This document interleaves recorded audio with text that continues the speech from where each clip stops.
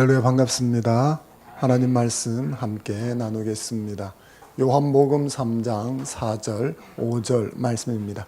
성경을 들고 자리에서 일어서 주십시오. 4절, 5절 한 목소리로 함께 읽겠습니다. 4절 시작. 니고데모가 이르되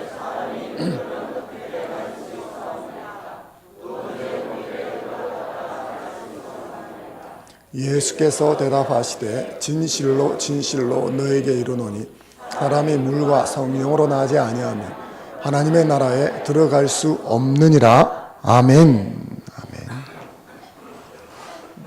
예배에 정말 잘 오셨습니다. 여기서만 인사하겠습니다. 샬롬, 복 받으세요. 앞뒤로 인사하겠습니다. 샬롬, 잘 될 겁니다. 하나님을 예배하는 저와 여러분들에게 하나님께서 은혜와 평강을 부어주실 줄로 믿습니다. 어떻게 해야 영생을 얻을 수 있습니까? 한 청년이 예수님께 한 질문입니다. 그는 젊었고, 그는 부자였고, 그는 건강했고, 그는 고위 관리였습니다. 성품마저도 좋았습니다. 요즘 말로 하면 1등 신랑감이죠. 그런데 그런 그의 마음속에는 죽음에 대한 두려움이 있었습니다. 그래서 영원한 생명에 대한 갈증이 있었습니다. 그래서 그는 예수님께 나와서 내가 어떻게 하면 영생을 얻을 수 있습니까? 라고 질문을 했습니다. 이 질문은 우리가 지난주에 살펴보았던 니고데모의 질문과 동일한 것입니다. 니고데모 역시 예수님께 어떻게 하면 영생을 얻을 수 있습니까? 그렇게 질문을 한 것이죠. 니고데모 역시도 모든 것을 갖춘 사람이었지만 영생에 대한 갈증이 있었습니다. 예수님은 이것을 바로 알아보셨죠. 그래서 니고데모에게 당신이 거듭나야만 영생을 얻을 수 있습니다. 하나님 나라에 들어갈 수 있습니다. 그렇게 말씀해 주셨습니다. 그런데 이 말씀을 니고데모는 이해할 수가 없었습니다. 본문 4절 말씀을 같이 다시 한번 읽어보겠습니다. 4절 읽겠습니다. 시작. 니고데모가 이르되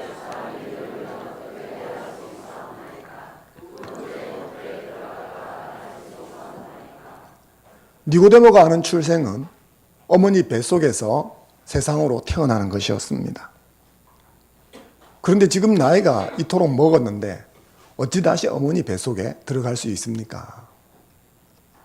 예수님께서 거듭나야 한다 하는 말을 니고데모는 이해할 수가 없었던 거죠.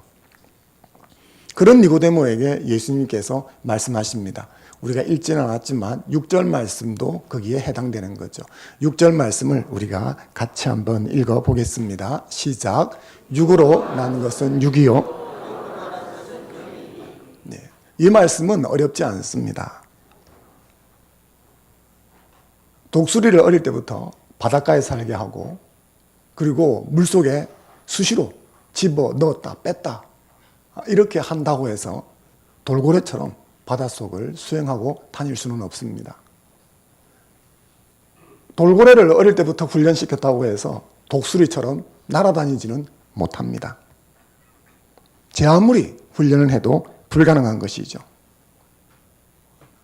예수님이 말씀하신 육은 육이고 영은 영이다 라고 하는 것은 독수리는 독수리고 돌고래는 돌고래다 그런 의미와 같은 것이죠. 여기서 육이라고 번역된 헬라어 사럭스는 인간의 육체 혹은 조금 더 넓게는 인간 이런 것들을 뜻하는 단어입니다. 그래서 사럭스에서 난 것은 사럭스다 라고 하는 말은 인간에게서 난 것은 인간에 대한 것이다. 그것은 영에 대한 것은 될 수가 없는 거다. 그렇게 말하는 것입니다. 니고데모가 아무리 노력하고 훈련해도 거듭나는 것은 불가능하다 하는 것을 육은 육이고 영은 영이다. 이렇게 말씀해 주신 것입니다. 지난 주간에 우리는 니고데모가 참 대단한 분이라는 것을 잠깐 보았죠. 그의 스펙은 남달랐습니다. 랍비였고 존귀한 공회원이었습니다. 부자였고 신실한 신앙인이었습니다. 사람들에게 존경을 받는 고매한 인품의 소유자였습니다.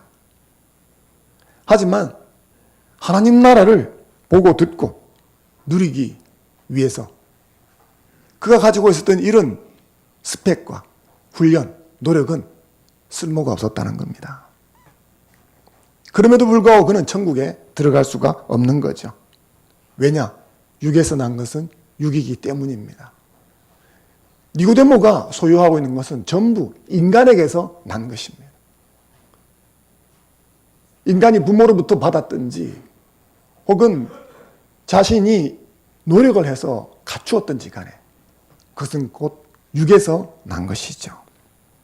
그리고 그것은 결코 영이 될 수가 없는 것입니다. 사랑하는 성도 여러분, 오늘날 내가 육에서 난 것을 의지하고 거듭난 것처럼 착각하고 있는 것은 아닌지 우리는 스스로에게 잘 물어보아야 합니다. 교회에 등록했다는 것이 거듭난 것이 아닙니다. 거듭난 사람은 교회에 등록하고 교회를 출입합니다. 하지만 교회에 나와서 출입을 하고 등록했다고 그가 거듭난 것은 아닙니다. 흔히 오해하기 쉬운 것 중에 하나가 세례를 받았다 하는 것이 거듭났다고 생각하는 것입니다. 거듭난 사람은 세례를 받습니다. 하지만 세례받은 사람이 다 거듭난 것은 아닙니다. 그냥 때가 되었으니까 교회를 출입하니까 옆에 사람들이 세례를 받으라 하고 신앙 고백하라고 하고 그래서 세례를 받을 수도 있습니다. 당연히 교회에서 직분을 받았다고 해서 거듭난 것은 아닙니다. 나는 장로님이라서 믿었는데 믿을 사람을 믿으시기 바랍니다. 거듭난 사람을 믿어야지 장로님을 믿으면 안 됩니다. 거듭난 사람이 집사도 되고 장로도 되고 권사도 되고 목사도 되어야 합니다. 하지만 우리가 살아가는 세상은 참 복잡하지요. 그렇지 않은 사람도 얼마든지 직분을 가지고 있습니다. 그렇게 안 해야 되지만 우리의 연약함 때문에 그런 일들이 일어나고 있는 거죠. 교회 생활을 그런대로 잘 한다고 거듭난 것은 아닙니다. 주의를 잘 지키고 11조를 드리고 교회 일에 잘 참석하고 봉사한다고 해도 얼마든지 거듭나지 않을 수 있습니다. 교회 다니기 전보다 교회 다니면서 사람이 좀 착해졌다 하는 평가를 나 스스로도 내리고 내 옆에 사람도 해줍니다. 그렇다고 그 사람이 거듭난 것은 아닙니다.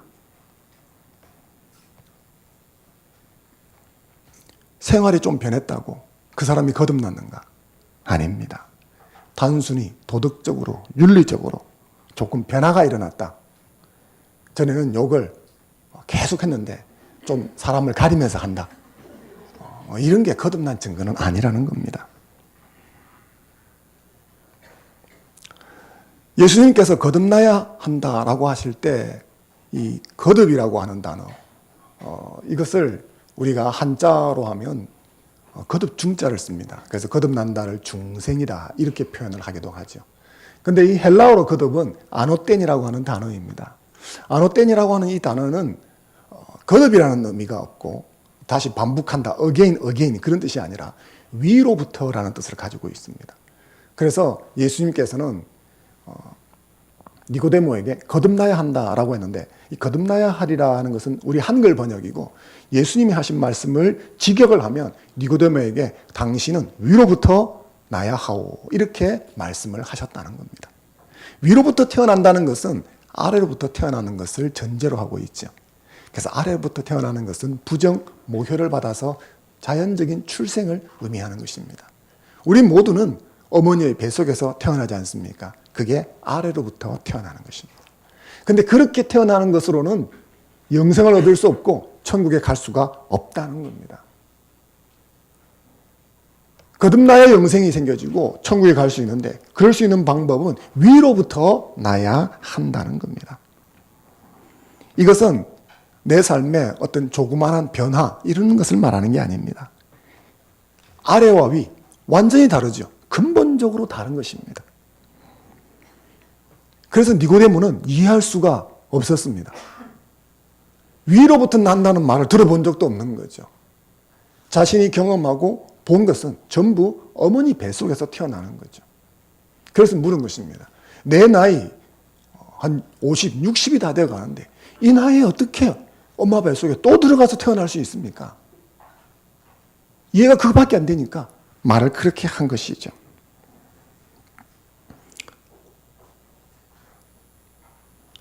그런데 아래로부터 태어난 것은 어머니 뱃속에 들어갔다 나오는 것. 이거 불가능하죠. 니고데모 입장에서는 불가능한 것이었습니다. 물리적으로. 그런데 그렇게 엄마 뱃속에 다시 들어갔다 치더라도 60 먹은 니고데모가 엄마 뱃속에 들어갔다가 다시 나와도 이건 육입니까? 영입니까? 육입니다. 그러니까 그 죽었다가 깨어나도 불가능한 일이 일어나도 거듭날 수가 없는 것입니다. 사랑하는 성도 여러분, 거듭남은 위로부터 나야만 가능한 것입니다. 저와 여러분이 가지고 있는 인간적인 노력이나 열심만으로 불가능하다는 사실을 반드시 기억하는 여러분 되시면 좋겠습니다. 그러면 어떻게 하면 거듭날 수 있는가? 그게 5절 말씀이죠. 5절을 같이 한번 읽어보겠습니다. 5절 말씀 시작.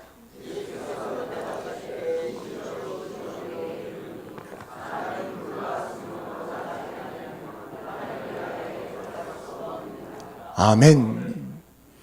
예수님께서는 말씀하실 적에 간혹 가다가 진실로 진실로라고 말씀하실 때가 있습니다. 이 예수님의 어법인데 이때는 뭡니까? 정말 중요하다. 예수님 말씀 중에 중요한 게 없죠. 근데 그래도 정말 중요할 적에 예수님께서는 진실로 진실로라고 하는 어법을 쓰십니다.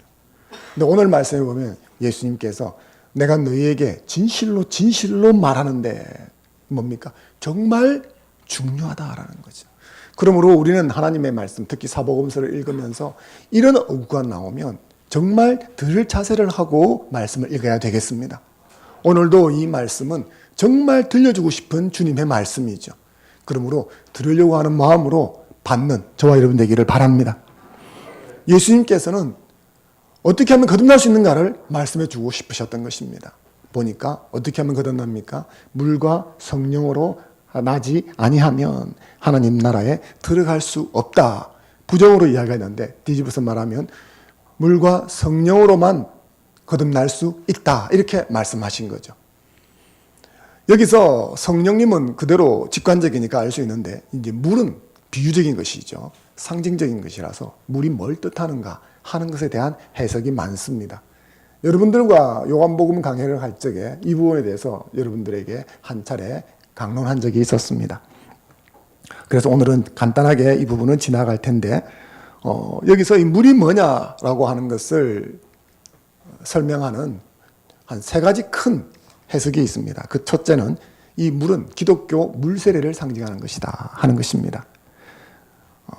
물은 깨끗하게 씻는 거죠. 죄를 회개하고 예수 그리스도가 구세주이신 것을 고백하고 교회의 일원으로 참여하는 것을 뜻하는 것. 그래서 물 세례, 세례받는 것을 세례의식을 상징하는 것이다 하는 그런 해석이 있습니다.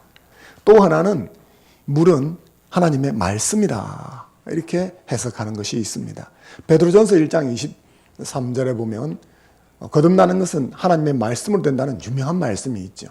그래서 이런 지지를 받아서 여기서 물이라고 하는 것은 하나님의 말씀을 뜻하는 것이다 라고 하는 해석이 있습니다. 각자 조금 의미가 있는데 기독교의 물세례보다는 말씀이라는 것이 훨씬 더 나은 해석입니다.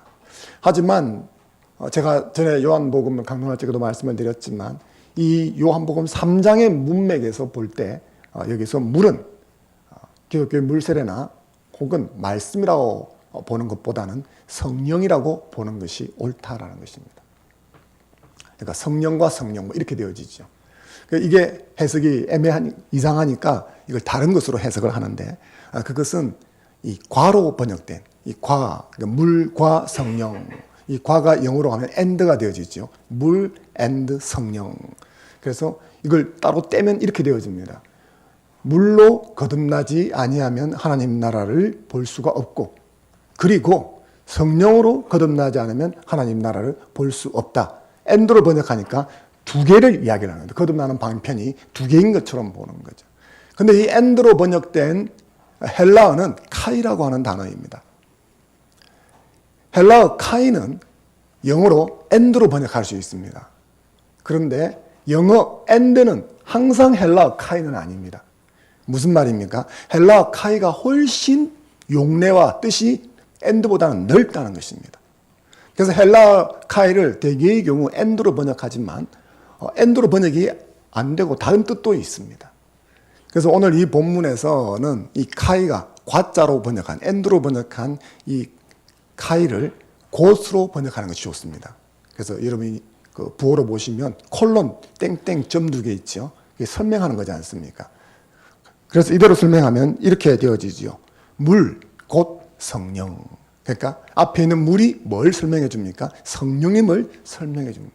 그래서 물과 같은 성령으로 거듭나지 아니하면 그런 의미가 되어지는 거죠. 그래서 예수님께서 물과 성령으로 거듭나야 한다고 말씀하셨을 때에는 두 개를 이야기하신 것이 아니라 하나를 이야기하신 것이다. 그렇게 여러분들이 이해하시는 것이 좋겠습니다.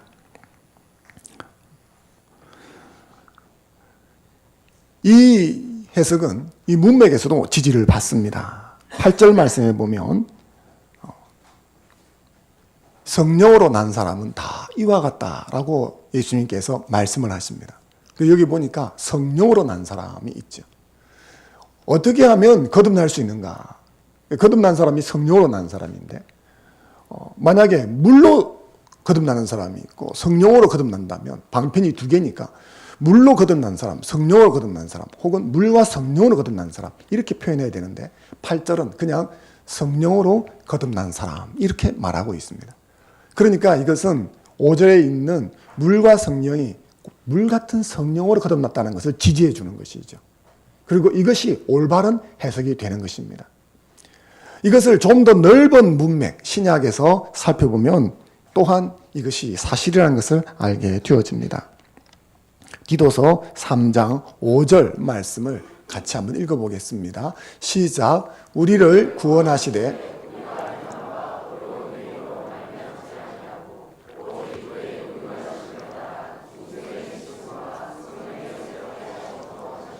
아멘. 이 말씀을 보면 우리가 거듭난 것은, 구원받은 것은, 영생을 얻은 것은 좀 구절을 좀 띄워주시죠. 거듭난 것은 우리의 행위에서 난 것이 아니다.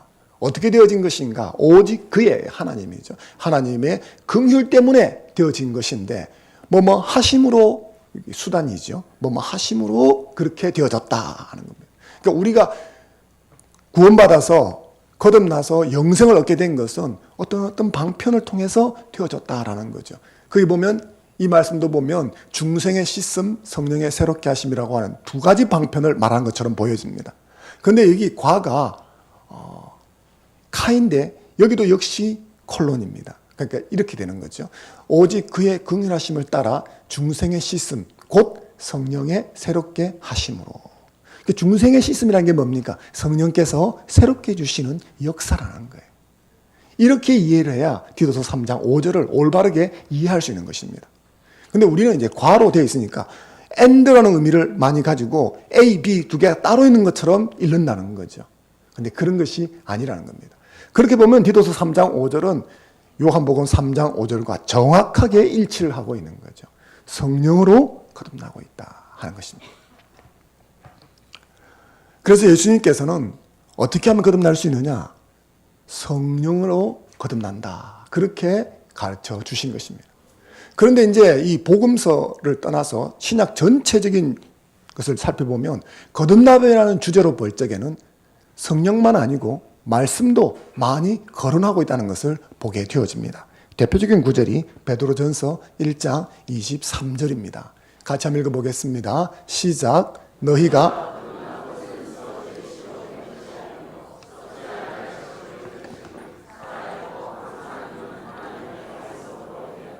아멘. 거듭난 것은 하나님 말씀으로 되어졌다라고 가르칩니다. 그러면 성령으로 거듭난 것과 배치가 되느냐? 어떤 사람은 말씀으로 거듭난 사람이 있고 어떤 사람은 성령으로 거듭난 사람이 있는가? 그런 것은 아닙니다. 사람은 어떻게 거듭납니까? 성령님을 통해서 거듭납니다. 그런데 성령님은 사람을 어떻게 거듭나게 하시는가? 말씀을 사용해서 거듭나게 하신다는 겁니다. 그래서 이것을 종합해보면 거듭남이란 말씀이란 방편을 통해서 성령께서 각 사람에게 영생을 부여해주는 생명 역사다. 그렇게 볼 수가 있는 것입니다. 이런 장면, 즉 우리가 거듭나는 것을 어떤 아무것도 없는데 갑자기 뿅 하고 거듭난다든지 뭐 이런 어떤 신비적인 것을 이렇게 생각을 많이 합니다. 그런데 그렇지 않습니다. 성경을 보면 거듭난 사람들의 예들이 많이 나오지만 그들을 거듭나게 하실 적에 성령께서는 항상 말씀이라는 방편을 사용하십니다. 말씀을 선포될 때, 말씀을 들을 때, 말씀을 공부할 때, 말씀을 읽을 때, 말씀을 묵상할 때, 그럴 때 성령께서 그 사람이 거듭나게 하신다는 겁니다. 한번 예를 들어보죠. 사도행전 16장 14절 말씀을 같이 한번 읽어보겠습니다. 시작.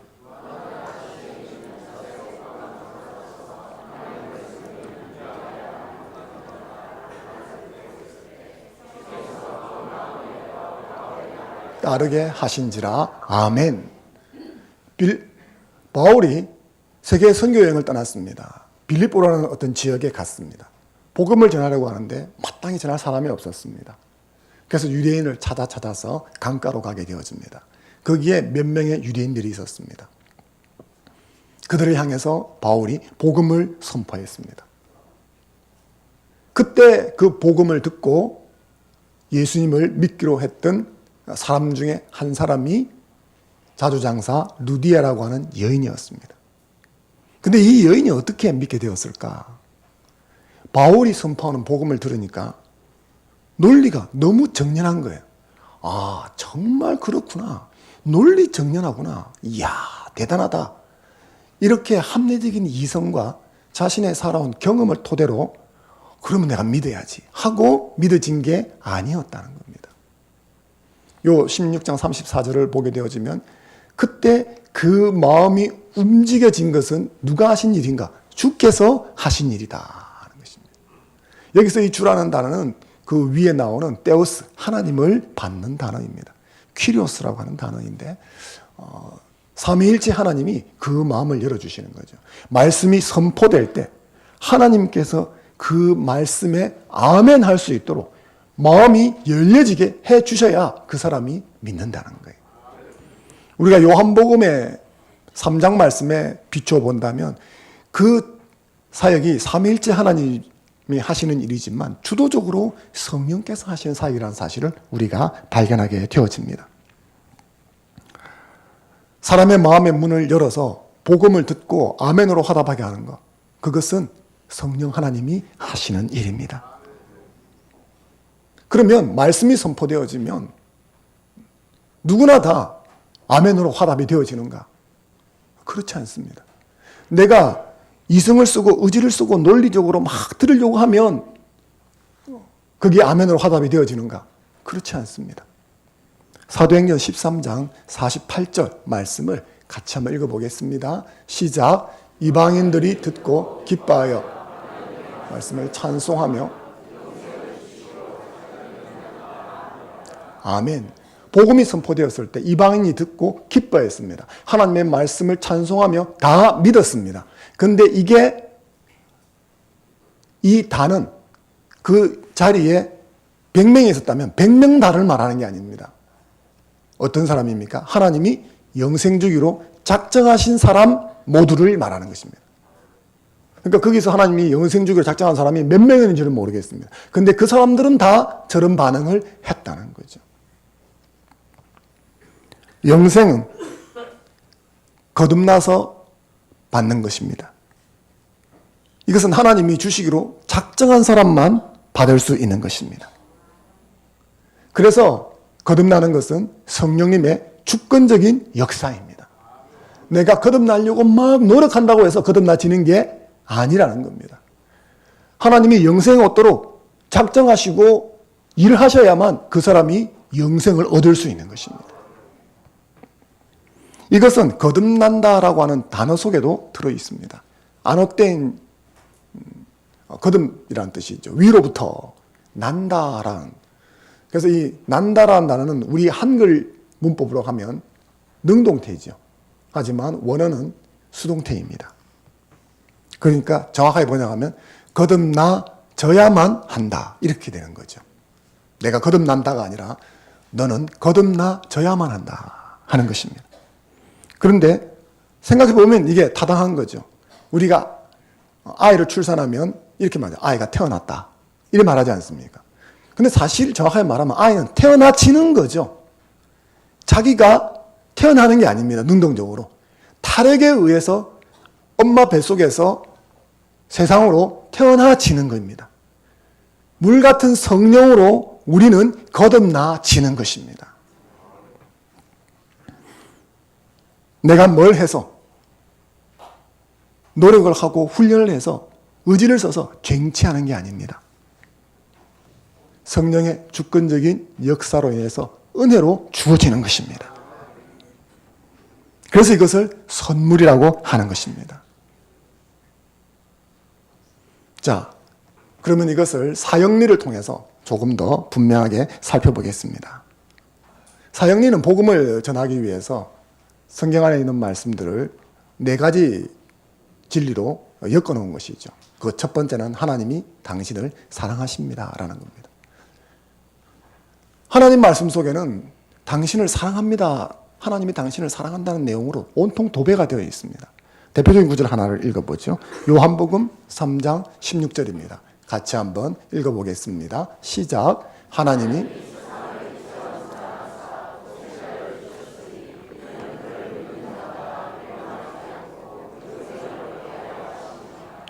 아멘.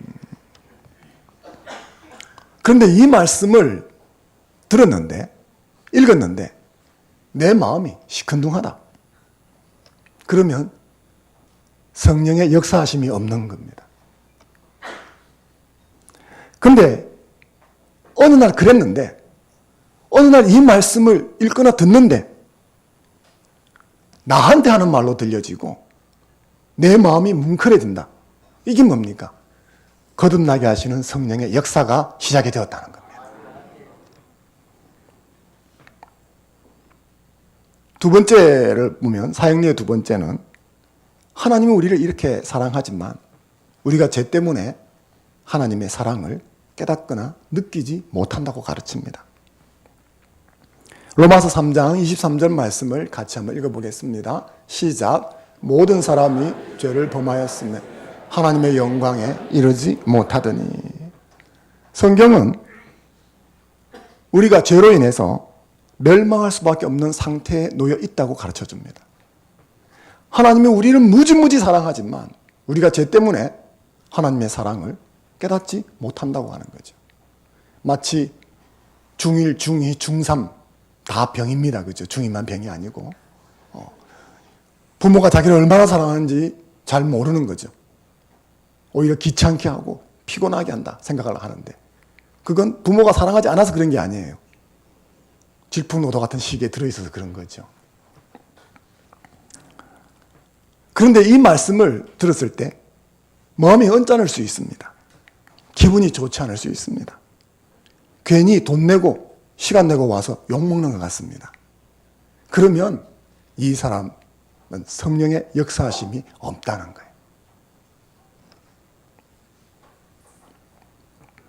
그런데 이 말씀을 들을 때 어느 날, 내가 하나님의 사랑을 느끼지 못하고 있는 게 정말 애통하고 안타깝구나라고 느껴진다면 성령의 거듭남의 역사가 그 사람 속에서 시작이 된 것입니다.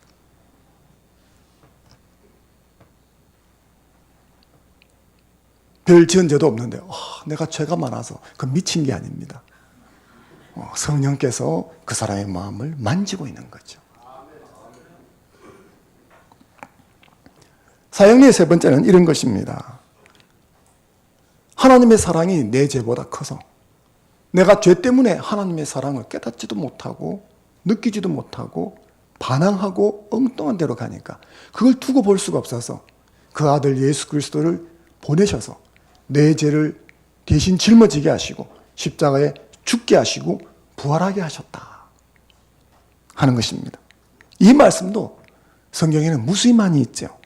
로마서 5장 8절 말씀 같이 한번 읽어보겠습니다. 시작. 우리가 아직 죄인 되었을 때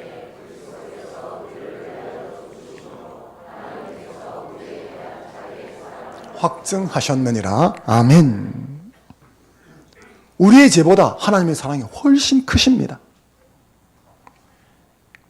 그래서 그 아들 예수 그리스도를 보내셔서 내 죄를 대신 짊어지게 하셔서 내 죄 문제를 해결해 주셨습니다. 이런 말씀을 들었지만 그래서 뭐 어쩌라고. 2000년에 죽은 예수라는 분이 내가 뭔 상관인데, 날 보고 뭐 어떻게 하라는 건데, 내가 뭐 대신 죽어달라고 그랬나? 그러면 성령님의 거듭남의 역사가 그분에게 없다는 겁니다. 그런데 이 말씀을 듣는 순간 어느 날 흑암 가운데에서 한 줄기 빛을 본 것 같고, 폭풍이 뛰노는 바닷속에서 생명줄을 하나 잡은 같은 느낌이 든다면 성령의 거듭남의 역사가 그에게서 시작이 된 것입니다. 그리고 이 사형리의 마지막은 이런 것이죠. 이 예수님을 내 삶의 구세주와 주인으로 영접한다면 하나님의 영생을 선물로 받을 수 있다 하는 것입니다. 요한복음 1장 12절 13절 같이 한번 읽어보겠습니다. 시작. 영접하는 자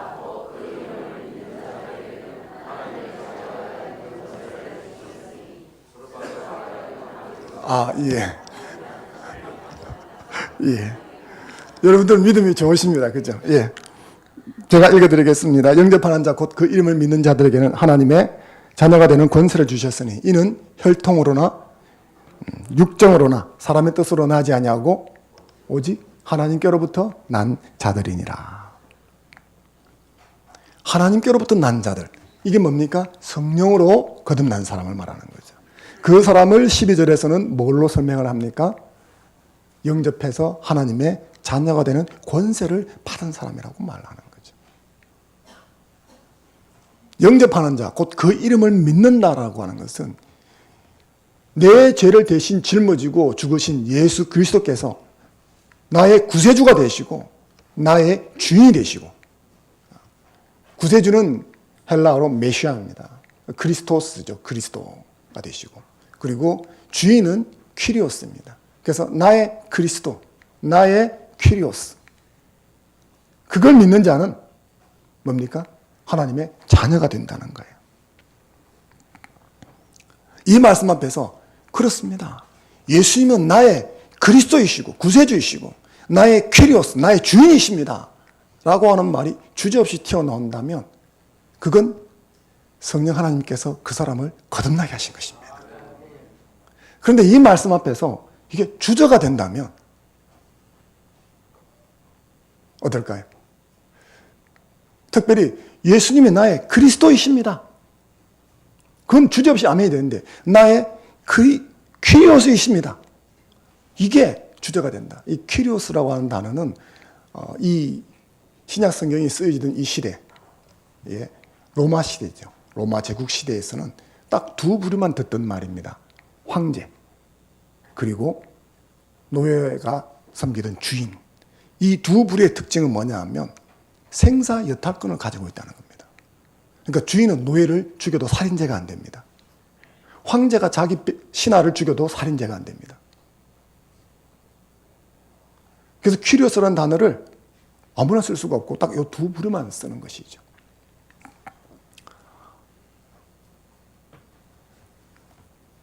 나의 그리스도, 메시아이십니다. 구세주이십니다. 그리고 나의 주인이십니다. 퀴리오스이십니다. 라는데 주저없이 그렇습니다 라고 말한다면 이건 성령의 거듭남의 역사가 일어난 것입니다. 그런데 여기에 주저된다. 특별히 오늘날 교회를 출입하는 많은 신자들이 이 중에서 메시아, 그리스도라는 것은 받아들입니다. 주저없이 나의 구세주십니다. 나의 죄를 위해 죽으시고 부활하신 것을 믿고 그래서 나의 구세주가 되시고 당신이 나를 위해 죽지 않으셨다면 나는 살아날 수가 없었습니다 라고 고백을 합니다. 근데 나의 퀴리오스가 된다 하는 부분에서는 조금 난색을 표명합니다. 왜냐? 퀴리오스가 된다는 것은 내 삶에 생사여탈권을 가진 존재가 하나 생긴다는 겁니다. 지금까지는 내 삶의 생사여탈권 누가 들고 있습니까? 내가 들고 있습니다. 근데 이제는 내가 아니고 다른 존재가 와서 그렇게 해도 되냐고 묻는 거죠. 많은 신자들은 이렇게 생각을 합니다.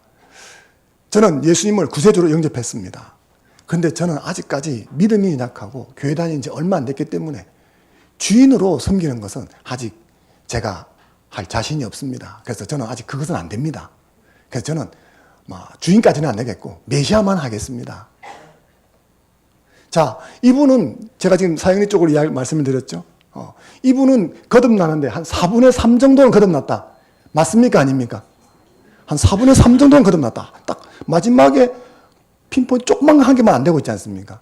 자, 4분의 3 정도 거듭났다. 맞습니까? 틀립니까? 그러면 이분은 뭡니까? 거듭나지 못했습니다. 이해가 되십니까? 4분의 3 거듭나는 게 없습니다. 애가 4분의 3 태어났다 이런 게 있습니까? 산부인과 갔는데 조금 안 됐긴 했지만 4분의 3 태어났으니까 잘 키워보십시오. 이게 말이 되질 않습니다. 그렇지 않습니까?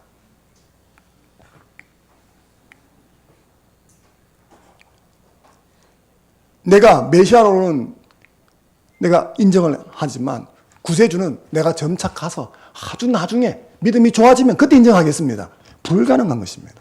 이 사람은 거듭나지 않았을 확률이 아주 높습니다. 그렇다면 나는 교회에 와서 성경 공부를 하면서 예수님을 구주로 영접하라 해서 영접하고 기도 다 했는데, 그리고 세례받으라고 해서 세례받을 적에 문답할 적에 예라고 했는데, 그러면 나는 거듭났는가 안 났는가? 자기가 알지요. 자, 세뇌로 지금 이 문항과 질문에 대해서 예라고 답하는 것이 가능하겠습니까?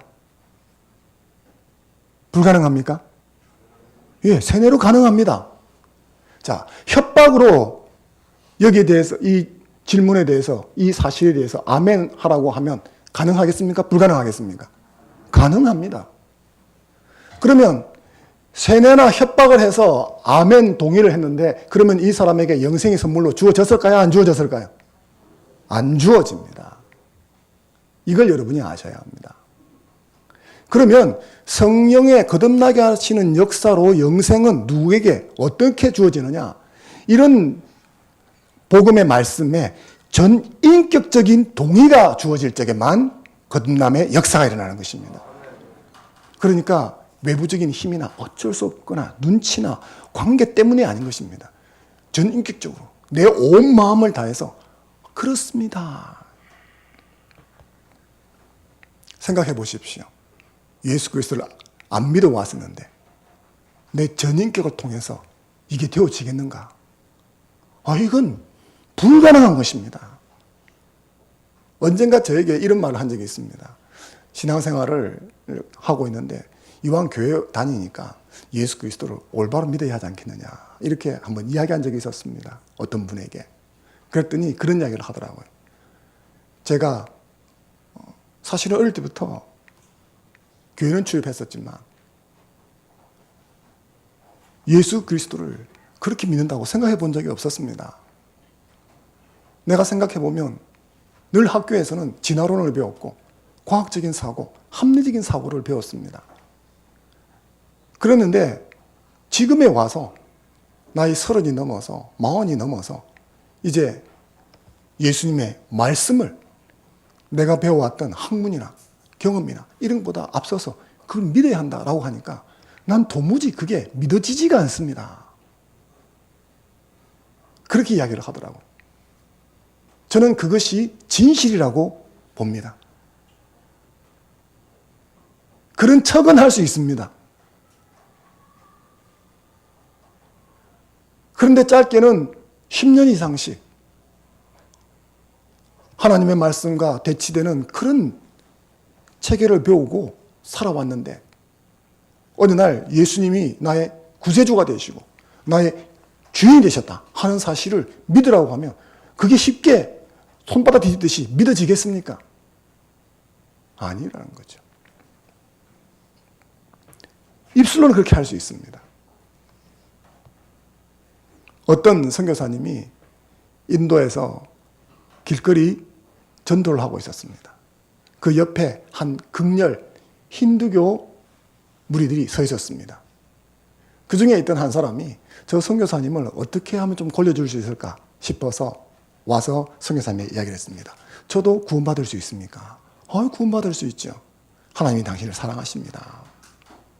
그런데 당신이 죄인이기 때문에 그 사랑을 받지 못합니다. 근데 예수님을 보내셔서 당신의 죄를 다 해결해 주셨습니다. 당신이 이 사실을 믿으면 영생 얻고 천국 갈 수 있습니다. 예수님을 믿으시겠습니까? 내가 믿지요. 그럼 제 기도를 따라 하십시오. 이러쿵저러쿵 따라 했습니다. 눈을 번쩍 뜨더니 선교사님 바라보고 물었습니다. 자, 그러면 저는 구원받았습니까? 근데 이 선교사님이 눈을 뜨고 물어보는 사람을 본데 마음이 쎄한 거예요. 딱 봤는데 이게 진정성이 별로 안 느껴지는 거죠. 근데 뭐라 꼬투리 잡기는 정말 어렵습니다. 그래서 당신은 그렇게 했으니까 거듭났습니다 라고 말하려고 하니까 아닌 것 같은데 당신은 가짜예요 하면 뭘 때문에 가짜라고 하는지 설명하기가 어려운 거죠. 그래서 선교사님이 잠깐 기도했습니다. 주님, 이 사람이 예수님을 믿겠다고 하는데 제가 보니까 아무리 봐도 가짜입니다. 근데 그걸 제가 어떻게 증명할 방법이 없습니다. 어떻게 하면 좋겠습니까? 잠깐 묵상했는데 지혜가 생겼어요. 그래서 이 사람을 내리고 형제님 저를 좀 따라오십시오 하고 이 사람이 왔던 그 힌두교 극렬 힌두교 사람들에게 데려갔습니다. 데려가서 이렇게 말했습니다.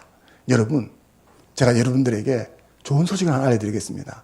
이분이 힌두교를 믿었는데 저한테 오시더니 이제부터는 내가 믿었던 힌두교를 버리고 온전히 예수만 믿겠다고 선포를 했습니다. 그 말을 하는 순간 이 사람이 얼굴이 하얗게 되더니 손을 막 흔들면서 장난이었어요, 장난이었어요 이러는 거죠. 그렇습니다. 예수 그리스도를 나의 메시아, 나의 큐리오스라고 고백하는 것은 의지나 노력으로 안 되는 것입니다. 전 인격적인 동의를 그분이 했다고 한다면 그 자리에 갔었을 적에 그들로부터 어떤 위협을 받을는지 모르지만 저는 그렇게 하기로 했습니다라고 말하게 되어지는 거예요. 이게 제정신으로 되어지는 게 아니에요. 성령께서 그렇게 하게 하시는 거죠. 그래서 거듭난다는 것은 무슨 말입니까? 나의 구세주요, 나의 주인이라는 사실이 전인격적으로 누가 나에게 위협하는 게 아니에요. 근데 내 마음속에서 그렇게 하고 싶어지는 거예요. 그걸 누가 그렇게 하게 하십니까? 성령께서 그렇게 하게 하시는 줄로 믿습니다. 사랑하는 성도 여러분, 여러분에게 묻겠습니다. 여러분은 거듭나셨습니까? 그렇다면 여러분들은 어마어마한 복을 받은 겁니다.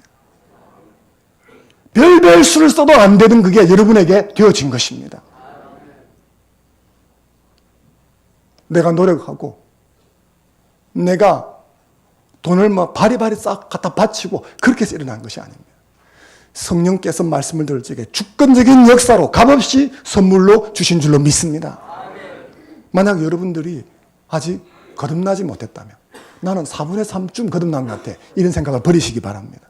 거듭나지 못한 것이죠. 근데 거듭나는 그 작동 속에는 와 있을 수 있습니다. 성령께서 자꾸 이렇게 만지셔서 어떻게 거듭나게 하시는 거죠. 어떤 사람은 거듭남이 말씀을 들을 적에 순간적으로 일어날 수 있습니다. 어떤 사람은 오랜 시간이 걸릴 수도 있습니다. 상관이 없지만 거듭나면 그런 일이 일어나는 거죠. 니고데모가 주님을 찾아오신 것처럼 그 거듭날 때까지 저와 여러분들이 예수 그리스도를 찾아가야 하는 것입니다. 말씀 앞으로 가야 하는 줄로 믿습니다. 이 시간 아직 거듭나지 못했다면 그렇지만 내가 거듭나기를 원하시는 분들을 위해서 제가 기도하고 싶습니다. 눈을 한번 감아 주십시오. 그리고 거듭나기 원하시는 분은 자리에서 일어서 주시기 바랍니다. 혹시 일어나는 것이 좀 저하가 된다면 가슴에 손을 얹으셔도 좋겠습니다. 기도하겠습니다. 주 예수님, 하나님은 당신을 사랑하지만 저는 그 사랑을 깨달을 수 없고 느낄 수 없었던 죄인입니다. 죽을 수밖에 없던 죄인입니다. 하지만 예수님이 나의 죄를 위해 죽으시고 부활하심으로 나의 죄에서 나를 구원하시고 내 남은 인생의 주인이 되어주셨다는 사실을 믿고 인정합니다. 주 예수님, 제 마음과 삶의 구세주와 주인으로 영접하오니 오셔서 다스려 주시옵소서. 예수님의 이름으로 기도드립니다. 아멘. 자리에 앉아주시면 좋겠습니다. 이 기도를 통해서 여러분이 거듭나기 원하시는 분들에게 성령께서 거듭남의 은혜를 주셨는지 안 주셨는지 저는 잘 모릅니다. 하지만 성령께서 그 은혜를 오늘 이곳에서 예배드린 저와 여러분 모두에게 주기를 원하시는 줄로 믿습니다. 이 거듭남의 은혜를 받아 누리는 저와 여러분 되기를 주의 이름으로 축원합니다. 어떤 바다를 항해하던 배가 있었습니다. 폭풍 때문에 난파하게 되었습니다. 많은 사람이 목숨을 잃었습니다. 하지만 몇몇 사람이 살아남아서 무인도에 도착했습니다. 난파된 배도 무인도에 같이 휩쓸려 왔습니다. 그래서 사람들은 이 난파된 배 속에서 몇몇 식량들과 그리고 놀랍게도 씨앗들을 얻을 수가 있었습니다. 그들이 무인도를 잠깐 살펴보았더니 먹을 게 전혀 없었습니다. 언제 구출될지도 모르는데. 그래서 그들은 그 있는 식량을 쪼개어 먹으면서 씨앗을 심기로 결정을 했습니다. 어쨌든 씨앗을 심어서 식량을 자급자족을 해야 구조되고 올 때까지 어떻게 기다리지 않겠습니까? 그래서 조금 쉬었다가 정신을 추스리고 그들은 씨앗을 심기 위해서 땅을 파기 시작했습니다. 그 땅을 조금 팠는데 땅이 색깔이 갑자기 누른색이 뭐가 보이고 그리고 딱딱한 돌 같은 것이 보이는데 캐보니까 그것들이 다 금이었습니다. 여기를 조금 캐보니까 땅을 팠는데 금이 나오는 거예요. 사람들이 금이 나오니까 눈이 뒤집혔습니다. 무인도에서 구출받아 나갈 적에 이 금을 가지고 나가면 난파를 당해서 죽을 뻔한 게 전화위복이 될 수 있지 않습니까? 그래서 그때부터 사람들이 막 무인도의 땅을 파 뒤집기 시작했었습니다. 그래서 점점 옆에 황금이 많이 쌓이기 시작한 거죠. 누가 많이 캐나. 어쨌든 밤낮으로 땅을 헤집고 금을 캐기 시작했었습니다. 어느 날 문득 보니까 식량이 다 떨어진 거예요. 옆에 금은 산처럼 쌓였습니다. 생각해 보니까 더 먹을 게 없는 거죠. 그래서 씨앗을 심었습니다. 어찌 됐겠습니까? 황금을 산처럼 쌓아놓고 굶어 죽었습니다. 먹을 게 없었어요. 황금을 씹어 먹을 수는 없지 않습니까? 씨앗을 심어야 되는데 황금 캔다고 엉뚱한 데 시간을 보내버린 것이죠. 사랑하는 성도 여러분, 황금을 곁에 두고 굶어 죽은 이 사람들의 어리석음이 저와 여러분의 삶에서 답습되지 않기를 바랍니다. 많은 사람들이 천국에는 그다지 관심이 없습니다. 이 세상에서 좋은 집을 사서 이사를 간다고 생각해 보십시오. 예전에는 복덕방이라고 그랬죠. 그런데 가서 집을 찾는데 한 곳만 가지 않습니다. 여러 군데 가지 않습니까? 집도 어떻습니까? 한 집만 보지 않습니다. 여러 집을 봅니다. 갔던 집도 여러 번 갑니다. 그렇게 준비를 하는데 이 땅에서 천국으로 이사 가는 것은 별 준비를 안 합니다. 그냥 갈 수 있겠지 생각하는 거죠. 많은 사람들이 이 생만을 위해서 살아가고 있습니다. 근데 정말 문제는 하나님을 믿는 신자라고 하는 사람들 중에 많은 분들이 이렇게 세상 사람들처럼 살아간다는 거죠. 그들은 하나님도 없고 신앙도 없기 때문에 그렇게 살지만 하나님을 믿는다 하고 신앙을 추구한다고 하는 신자들이 이런 삶을 살곤 합니다. 예수님을 나의 구세주, 나의 주인으로 믿고 영접하는 자에게 주어지는 영생, 여기에 대해서는 별 관심이 없는 거죠.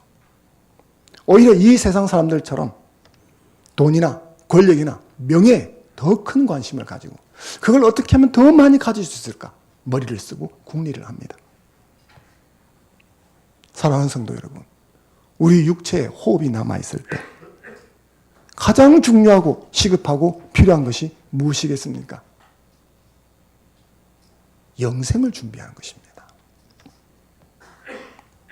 거듭나는 것입니다. 황금을 곁에 두고 굶어 죽는 것, 이게 어리석은 거지 않습니까? 그러나 씨앗 팽개치고 황금 캐던 사람은 자신이 어리석다고 생각했을까요? 황금 찾아 산만리, 이런 삶을 살아서는 안 되는 것입니다. 지금이라는 시간은 거듭남, 즉 영생을 준비해야 되는 시간인 것입니다. 이 거듭남은 영생이 우리에게 주어지는 것인데 이 영생은 죽어 천국에서만 쓰는 게 아닙니다. 다음 주에도 말씀을 드리겠지만 이 영생은 오늘 여기서부터 시작이 되는 것입니다. 사랑하는 성도 여러분, 지금 천국을 예약하는 여러분 되시기 바랍니다.